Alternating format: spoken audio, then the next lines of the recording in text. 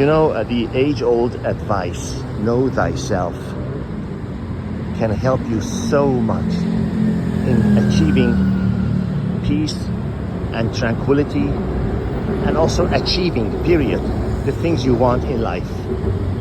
To ignore that advice is to be a fool. To not follow that advice to a T, you'd be a fool. An example of know thyself is, if you know you can't take orders from somebody, don't go applying for a job where you know you have a boss looking over your shoulder. If you know you don't have the patience to have kids, don't start a family. If you know you cannot limit yourself to one woman, don't go get married to one. How many more examples do you need? If you know you cannot live with a roommate, don't share an apartment or a house with somebody. I think you get the gist of it. The age-old Greek advice, know thyself, is an instruction for life. So many people, despite knowing what they can and cannot tolerate in their life, go ahead and do it for peer pressure, for other reasons. Whatever the reason is, you will regret it. That is a guarantee.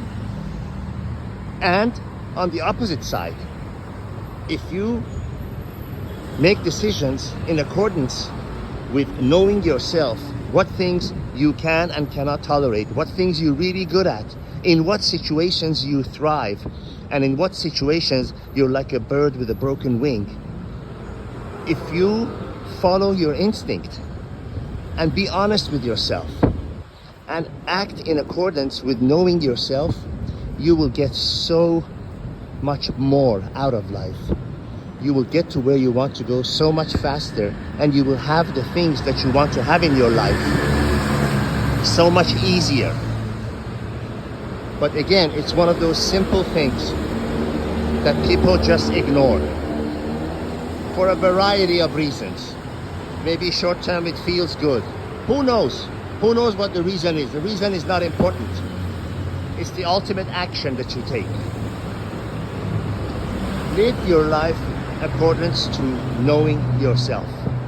And if you don't know yourself, well, take all the time you need to meditate, to be alone without any interruptions of news or other junk, other noise out there, until you discover. If it takes you going somewhere for 3 months away from people and reflecting, then do it. Whatever it takes, do it, so you can discover what it is that, in what situation it is that you thrive under, and place yourself in that situation.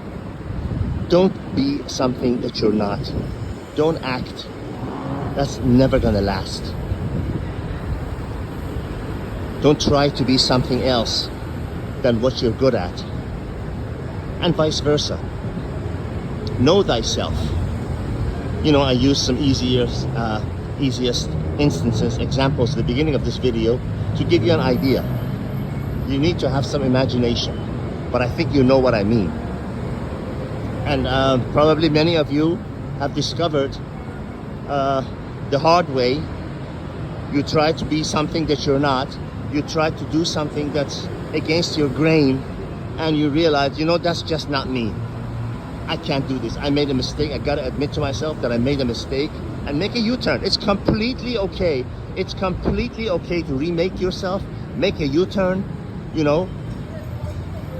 recreate yourself, even 50 times. That's fine, until you find the situation where you thrive at. I'm sure all of you have had job situations, I know I have, working for an organization.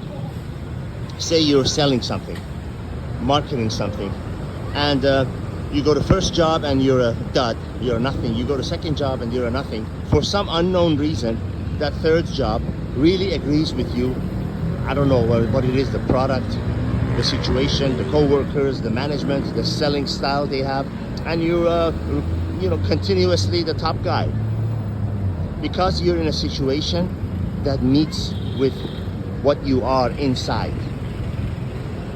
And the other situations were the opposite of what I've been describing in this video. You were trying to be something that you're not. You were trying to conform yourself by force into a situation that is really not you. That never works. Ladies and gentlemen, that never works. If you know you're not a family man, don't get married and start a family. I don't know how to put it in any more simple terms. All the best.